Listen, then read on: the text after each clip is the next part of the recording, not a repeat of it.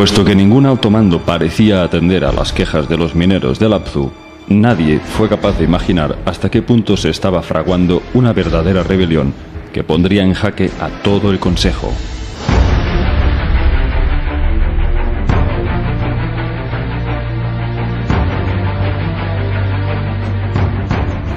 El primero en darse cuenta del problema fue Ninurta, el hijo del gran líder Enlil. Ninurta vio que los cargamentos de oro en Bat Tibira estaban disminuyendo. Algo estaba retrasando la producción, así que decidió acudir a las minas para ver qué ocurría. La llegada de Ninurta coincidió con el momento más álgido. Allí se encontró con una revuelta violenta y descontrolada. Los mineros gritaban con ira y tiraban sus herramientas en varias piras al fuego.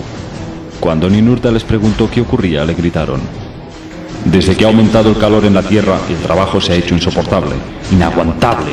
Nosotros somos astronautas, no mineros». Ninurta intentó frenar las hostilidades, pero fue inútil.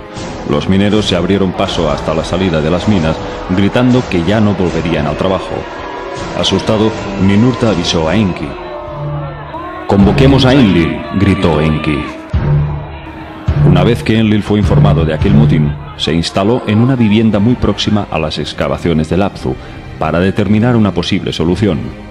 Sin embargo, en cuanto los mineros supieron que Enlil estaba cerca, se apiñaron como un ejército y, armados con hachas y antorchas, decidieron dirigirse hacia la casa de Enlil para exigirle el cese de las minas. «Vamos a enervar a Enlil en su morada, que nos libere del duro trabajo».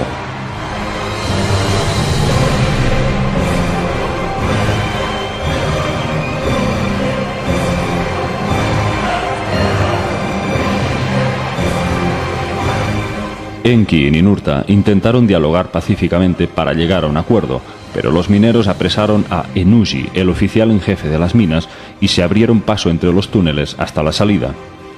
Llevando a Ennugi como rehén, acudieron en tropel frente a la casa de Enlil y la rodearon con gritos amenazantes. «Proclamemos la guerra, nos liberaremos a través de las hostilidades».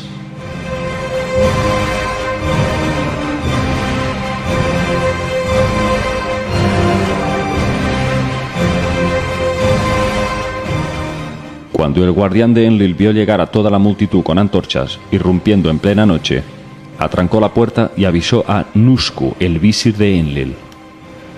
Nusku despertó a su señor, lo sacó de la cama, diciéndole así: «Mi señor, la casa está rodeada, hasta la puerta han llegado los hostiles Anunnaki». Enlil pidió entonces la presencia de Enki y Ninurta. Salió luego fuera y cuando vio a todo ese ejército de rebeldes, dijo: «¿Qué es lo que están viendo mis ojos? ¿Es contra mí contra quien se está haciendo esto?». Así les dijo Enlil: «¿Quién es el instigador de las hostilidades?». Los Anunnaki se mantuvieron unidos. «Cada uno de nosotros ha declarado las hostilidades. El trabajo es excesivo. Nuestro trabajo es duro. Grande es nuestra aflicción». Así le dijeron a Enlil. Alertados por la situación, Enlil y Enki transmitieron palabras hacia Nibiru y le contaron al gran soberano Anu lo ocurrido.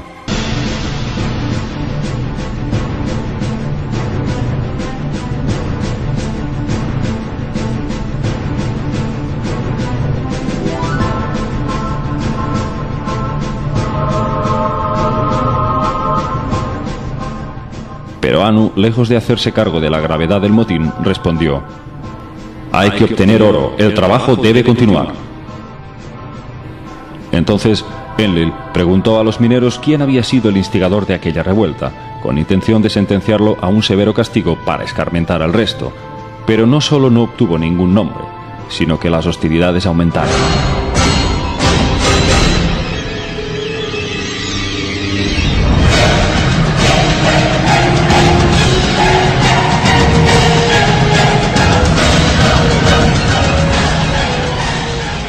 Quedaba claro que nada podría solucionarse por la vía de la amenaza o el castigo.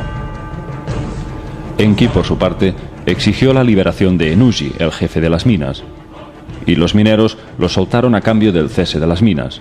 Pero Enlil no quiso ceder y le pidió a Enki que forjara nuevas herramientas para seguir con las excavaciones. Enlil, con su carácter tiránico, no parecía darse cuenta de lo que estaba ocurriendo, y cuando la situación subió de tono, casi al borde de declararse un consejo de guerra, llamaron a Anu para que acudiera personalmente a la Tierra.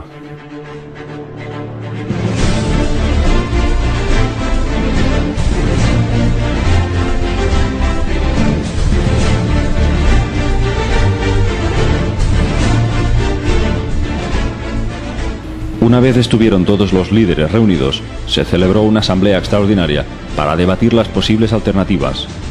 Anu escuchó en primera persona las quejas de los mineros y les dio la razón, admitiendo su falta de sensibilidad.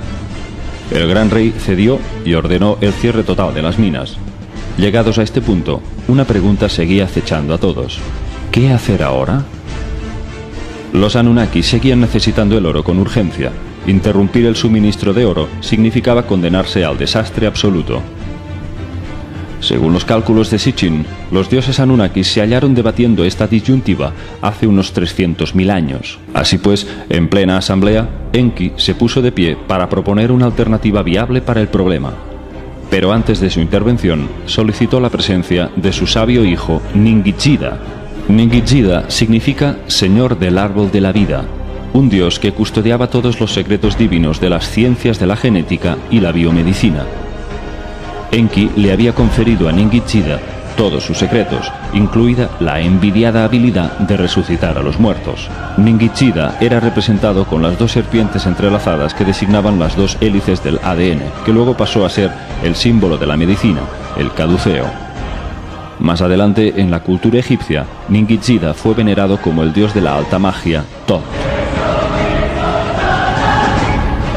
Una vez que Ningishida acudió a la asamblea, Enki se retiró unos instantes para deliberar a solas con su hijo. Después, Enki se dirigió ante el consejo y dijo lo siguiente: es posible una solución. Creemos un Lulu, un trabajador primitivo, para que se ocupe del trabajo más duro, que ese ser cargue sobre su espalda el duro trabajo de los Anunnaki. Asombrados quedaron los líderes asediados. Ciertamente se quedaron sin palabras.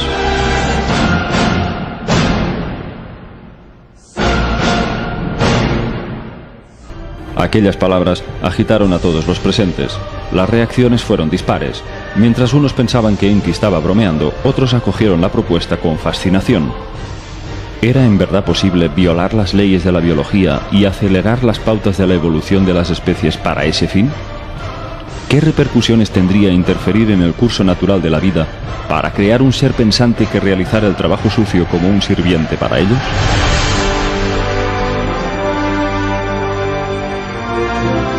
¿Era espiritualmente lícito jugar a ser dioses?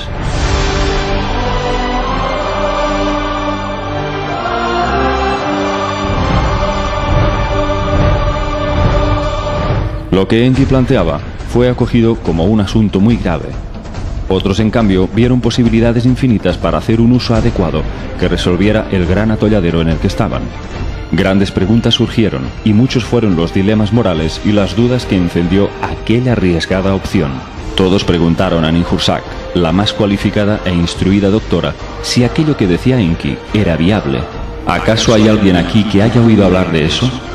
Ninhursag respondió: no se había oído hablar de algo así nunca. Todos los seres descienden de una simiente. Cada ser se desarrolló a lo largo de eones a partir de otro. Ninguno vino nunca de la nada.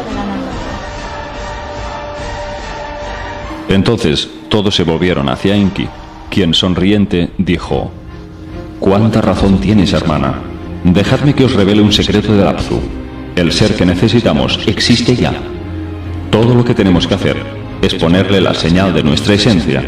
Así se creará un Lulu, un trabajador primitivo». Lo que Enki pretendía no era crear una nueva especie desde cero, sino mezclar la esencia de los primates con los de su raza Anunnaki, conformando así un hibridaje. De esta manera, el mono salvaje, movido solo por el instinto, sería provisto de la capacidad de razonar para que pudiera aprender a utilizar las herramientas y convertirse en un perfecto sirviente o esclavo en las minas. Enki se disponía a darle un empujón a la evolución, un espaldarazo de al menos 40 millones de años de evolución.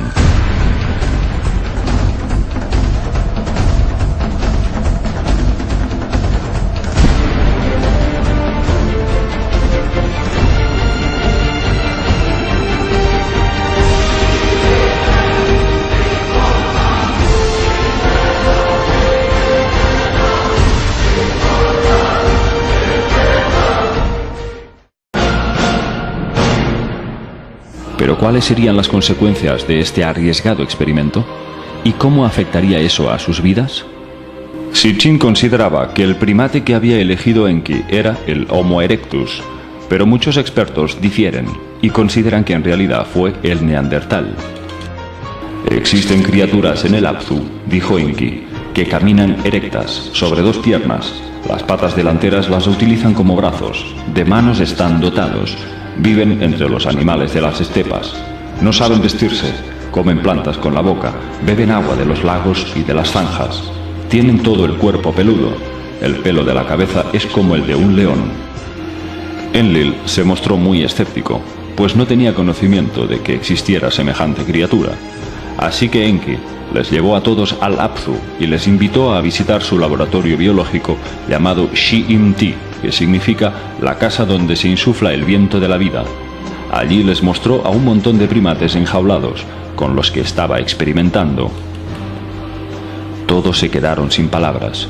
Nunca habían visto a esos seres salvajes.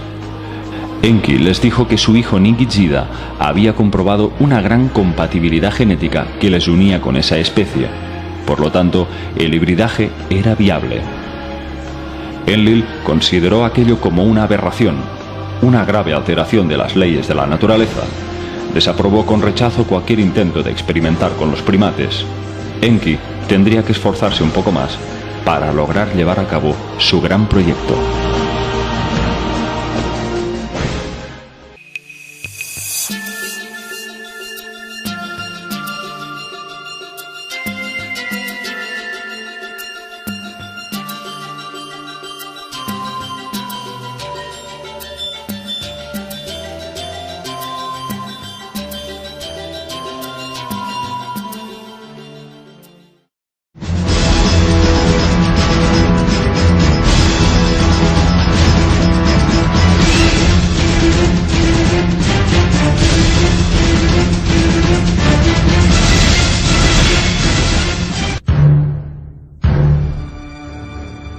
Puesto que ningún alto mando parecía atender a las quejas de los mineros del Apsu, nadie fue capaz. Preguntó qué ocurría, le gritaron.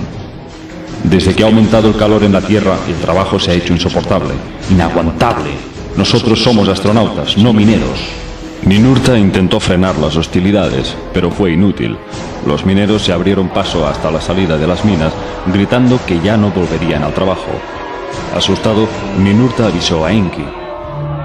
Convoquemos a Enki. De imaginar hasta qué punto se estaba fraguando una verdadera rebelión que pondría en jaque a todo el consejo.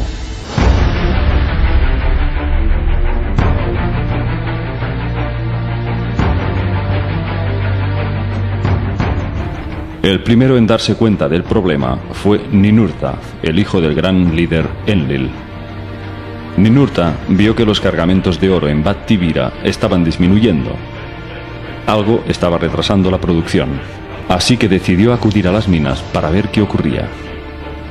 La llegada de Ninurta coincidió con el momento más álgido. Allí se encontró con una revuelta violenta y descontrolada. Los mineros gritaban con ira y tiraban sus herramientas en varias piras al fuego. Cuando Ninurta les preguntó, gritó Enki. Una vez que Enlil fue informado de aquel motín, se instaló en una vivienda muy próxima a las excavaciones del Apsu para determinar una posible solución. Sin embargo, en cuanto los mineros supieron que Enlil estaba cerca, se apiñaron como un ejército y, armados con hachas y antorchas, decidieron dirigirse hacia la casa de Enlil para exigirle el cese de las minas.